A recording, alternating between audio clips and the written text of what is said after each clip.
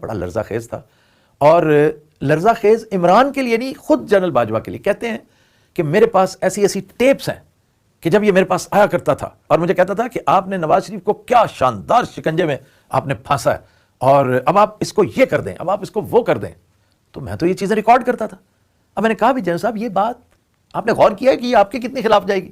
کہتے میں نہیں اب گھبراتا، میں نہیں ڈرتا، جس کا مطلب یہ تھا کہ وہ بالکل ہی بہت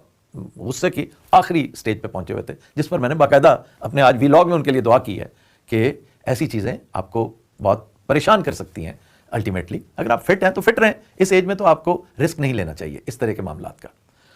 تو کہنے لگے کہ میرے پاس ایسی ایسی اس کی چیزیں جو میں نے ریکارڈ کی ہوئی ہیں، خود ریکارڈ۔ اچھا مجھے اس سے لگا کہ جنرل صاحب چھوٹے سے جیمز بانڈ بھی ہیں کہ میں خود ریکارڈ کیا کرتا تھا، یا انہوں نے اسپیسیفکلی ایکسکلوسیولی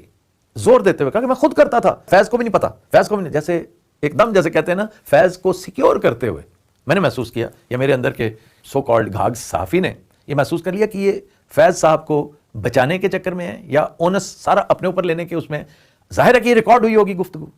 ریکارڈنگز بے شمار ہوتی ہیں۔ تو کہنے لگے کہ فیض کو بھی نہیں پتا، میں خود کرتا رہا ہوں، میں نے خود کیا، خود کروایا ریکارڈ، اور میرے پاس بہت ساری چیزیں جو میں پھر بتاؤں گا، پھر میں ریویل کروں گا کہ یہ کتنے پانی میں ہے۔ یہ میں نے کہا جنرل صاحب، بڑے افسوس سے میں نے مثال دی کہ جو آڈیو اس کی لیک ہوئی ہے کچھ عرصہ پہلے، مجھے بہت دکھ ہوا، بڑی شرم آئی وہ باتیں سن کر، وہ سچی ہیں جھوٹی ہیں جو بھی ہیں، لیکن بیڈ ٹیسٹ ہے میرا۔ اس نے اس کا بال بھی بانکا نہیں کیا، وہ جو ہے سو ہے، سب کے سامنے ہے، پہلے وہ کیا ہوتا تھا اب کیا ہے پوری دنیا جانتی ہے۔ وہ اگر اس سے نہیں گھبرایا تو اس سے کیا ڈرے گا؟ اور دوسرا میں نے پھر ریپیٹ کرتے ہوئے نے کہا کہ اس سے نقصان اس کا تو نہیں ہوگا، آپ کا بہت ہوگا، آپ کا نہیں آپ کے تمام ساتھیوں کا ہوگا، کہ اگر یہ بات صحیح مان لی جائے تو اس کا مطلب ہے اس بیچارے معصوم نواز شریف کو شکنجے میں آپ نے پھنسایا تھا۔ آپ ایک طرح یہ بتا رہے ہیں کہ اس کا قصور ہی کوئی نہیں تھا۔ آخر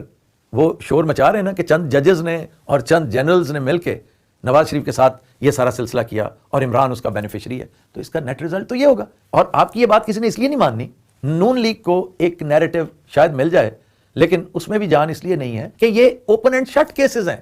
نواز شریف پر، ان کی فیملی پر، ان کے بھائی پر، ان کی فیملی پر جتنے کیسز بنائے گئے ہیں وہ صاف نظر آتا ہے بھائی جان۔ یہ معاملات تو لیجسلیشن کروا کے آپ آف دا ہک ہوئے ہیں، اس لیے لوگوں کو ان چیزوں کا پتہ ہے۔ تو آپ ایک دفعہ پھر غور کیجئے گا کہ یہ چیزیں جنہیں آپ کہہ رہے ہیں، پھر اسٹیٹ سیکرٹس کا انہوں نے کچھ تذکرہ کیا، اس پر بھی وہ کچھ کہنا چاہ رہے تھے، میں زیادہ ڈیٹیلز میں نہیں جاتا۔ تو یہ ایسی ایک فضول سی بحث شروع ہو گئی ہے جس کا خام خواہ مجھے اس کے بیچ میں اپنے آپ کو رگیدنا پڑا۔ میں نے یہی بات ان سو مینی ورڈز خان صاحب کے بھی گوش گزار کر دی،